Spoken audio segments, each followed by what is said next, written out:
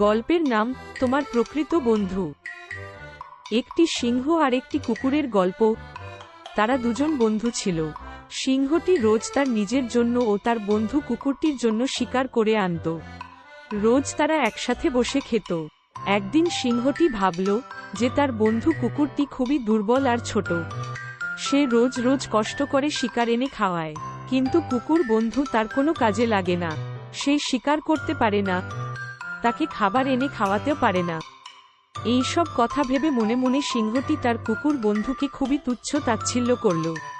কিছুদিন পর সিংহ রোজকার মতো শিকারে গেল আর কুকুরটি চুপচাপ বসে রইল।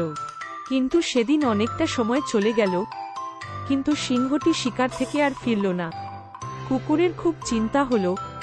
সে সিংহকে খুঁজতে বেরোলো। খুঁজতে খুঁজতে সে শহরে চলে এলো। শহরে এসে সে যখন চিড়িয়াখানার সামনে থেকে হেঁটে যাচ্ছে তখন দেখল তার বন্ধু সিংহ একটি খাঁচায় বন্দী।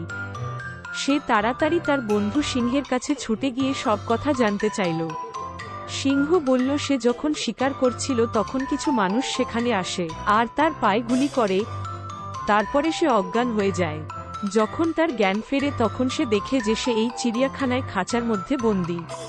এই বলে সিংহ খুব কাঁদতে থাকে। বন্ধু কুকুরটি বলে, তুমি একদম চিন্তা করো না, ভয় পেও না, আমি আছি তো। এই বলে সে চিড়িয়াখানার নানা জায়গায় ঘুরতে থাকে। ঘুরতে ঘুরতে এক জায়গায় দেখতে পায় একটা লোক, তার কোমরে লম্বা একটা চাবি। কুকুরটি লোকটির উপর ঝাঁপিয়ে পড়ে তার কোমর থেকে চাবি খুলে নিয়ে এক ছুটে সিংহটির খাঁচার তালা খুলে দেয়। কেউ কিছু বুঝে ওঠার আগেই সিংহটি খাঁচা থেকে বেরিয়ে আসে আর দুজন মিলে এক ছুটে চিড়িয়াখানা থেকে বেরিয়ে পড়ে আর দৌড়তে শুরু করে। দৌড়াতে দৌড়াতে তারা শহর পেরিয়ে গ্রাম পেরিয়ে জঙ্গলে তাদের জায়গায় চলে আসে। এই ঘটনার পর সিংহর ভুল ভাঙে।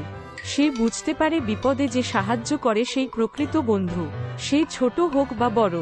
এরপর থেকে তারা সারা জীবন একসাথে মিলেমিশে কাটাতে থাকে।